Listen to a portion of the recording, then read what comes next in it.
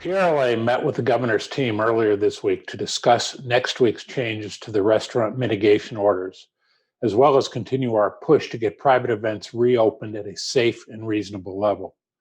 It's important for the administration to distinguish discrete private events, such as weddings, from public events in order to reopen this critical sector of our industry.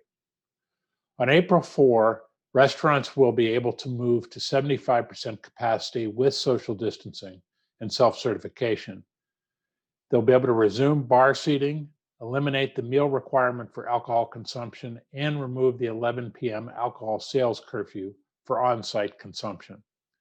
Private indoor events are only allowed to have 25% capacity, which is up from 15%. If you have not yet visited letpamarryus.com, please do so to send a message to the governor's office that you support the safe reopening of the private event industry. While our restaurants are eager to prepare for these welcome changes, please note that the administration has not yet released the updated supporting guidance and FAQ documentation. We expect that early next week. We're hearing from operators around the state that the biggest challenge is getting team members back to staff their restaurants and businesses. Our meeting with the governor's team took place during the PRLA weekly webinar, and I would like to personally thank our friend Mike Watley from the National Restaurant Association who provided the program in the absence of Melissa and me. Also, thanks to Hope Sterner who facilitated, and to Ben Felicia, provided commentary on private events and Philadelphia mitigation issues. Melissa and I will be back next Wednesday. Speaking of Philadelphia, officials there announced the city will not relax COVID-19 capacity restrictions on indoor dining or indoor-outdoor events on April 4th when the rest of the state does. Officials said they would revisit these restrictions around April 30th at the earliest. With the AP reporting the Pennsylvania state, county, and city governments are slated to receive $13 billion from the American Rescue Plan, known as ARP, PRLA continues a strong push in the legislature to dedicate $1 billion of the state's allotment to grants for the hospitality, travel, and tourism industries, which are considered among the hardest hit by the pandemic and government restrictions. It should be noted that in the language of the ARP, a portion of state and local grant money must be dedicated to travel and tourism, so that dovetails nicely with the PRLA efforts. At the federal level, the U.S. Senate yesterday passed H.R. 1799, which will extend the PPP application deadline, currently March 31st, 2 months to May 31st, and provide an additional 30 days after May 31st for the SBA to process pending applications. The SBA also announced it's increasing the maximum amount small businesses and nonprofit organizations can borrow through its COVID-19 EIDL, known as EIDL program.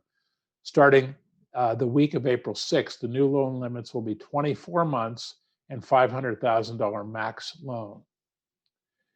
In a U.S. Senate Small Business Committee hearing, the SBA said it expects a phased launch of the $28.6 billion Restaurant Revitalization Grant Program to begin in April. This is the first timeline provided by the SBA, which expects to receive hundreds of thousands of grants. The National Restaurant Association has a dedicated landing page, restaurantsact.com/RRF, with the most up-to-date information on this grant program. Bookmark this page so you can easily access it as we near the program's opening.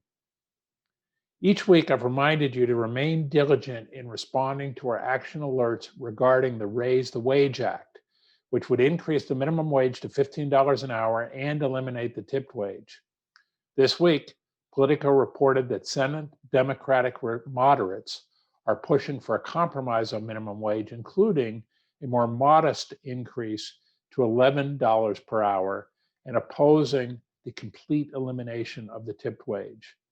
This is a promising development, and we'll keep you posted. This week, on the one-year anniversary of the COVID crisis, the PRLA Communications team recapped PRLA's efforts over the last year.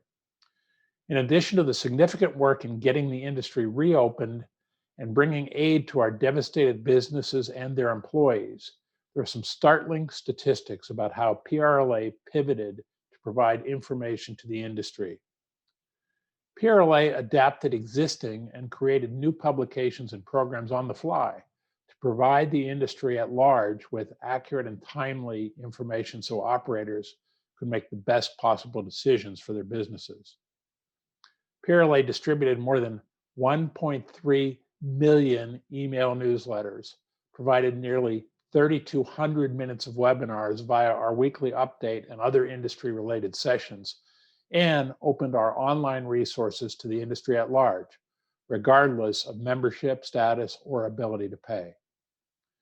Additionally, PRLA was a resource for the press in articulating the pandemic's impact on the industry, with nearly 1,400 placements or mentions in articles and interviews, and an estimated audience reach of more than 9 billion impressions. Lastly, if you have not yet registered for the National Restaurant Association's Public Affairs Conference, there is still time to do so for this virtual event on April 20th. PRLA members should use the code PAFC-MEMBER, that's PAFC member, to receive a member discount on their registration. Thanks for tuning in to another edition of It Happened This Week. I'm John Longstreet, and I'll see you again next time.